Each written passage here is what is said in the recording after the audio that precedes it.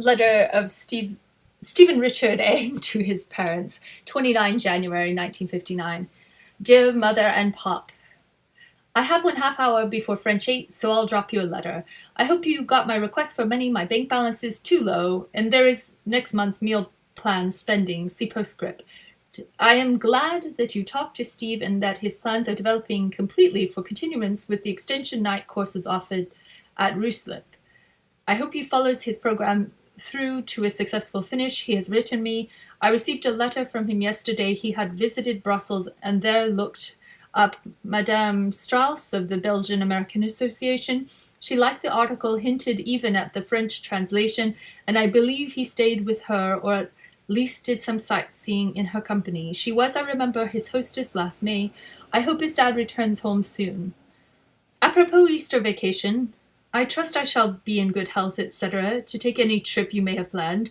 I personally would like to go to Vicenza and see Dale and Venice and Verona.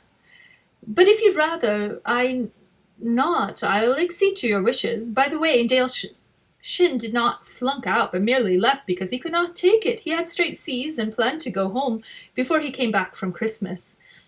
Asterisk, he takes extension courses in his own home, paralleling what he would be taking here. Second semester freshman here, okay. Speaking about the conditions here, we must now sign our names to our ballots for the student council elections at Dean Dixon's insistence. Why he has forced this method upon the student body is beyond me. I think he'll back down at today's student council meeting. I'll be available when your Mrs. Brown visits Munich, I'm sure. I should like to meet her. And now, colleges, tomorrow, Friday. I began consulting the available catalogues to the university library. I frankly would not mind going to the U of M in Maryland, but I did not know I had to have Math 10 and 11. So your letter indicates. Pourquoi? I wish I could have commenced investigations before this time, but consider the second semester's opening fusillade of homework and themes, outside readings and outlines, etc. ad vomitum. In French, we must report on some novel or other book. I shall read Voltaire's History of Louis XIV. I have read already much about it. It is written with the 18th century in mind and interprets everything in the light of Voltaire's contemporary France. Sort of like certain poorer textbooks which maintain that everything the US has ever done has been to benefit the people of January 1959.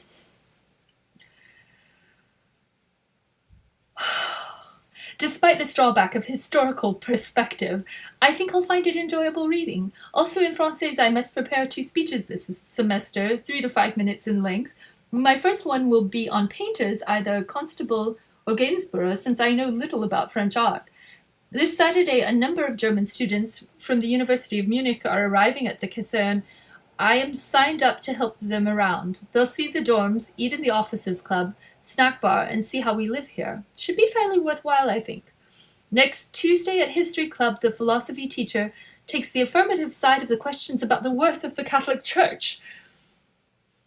The rebuttal will be delivered by Mr. Poland, my history teacher. Should be very interesting since the latter is antagonistic to the Church generally, yet is well informed and widely read in religion. There is nothing to add save that you'll hear from me shortly apropos colleges for next year. The school has no catalogues, I've discovered. The only ones are some dating back to 1956 at the base library. Love, Steve. P.S. As I mail this note that your $100 has arrived so I can pay off the school. However, since I must pay for 2 months' meals, January and February, it brings it down to $20, and I took out a $10 loan from the school to pay for lunches and cleaning.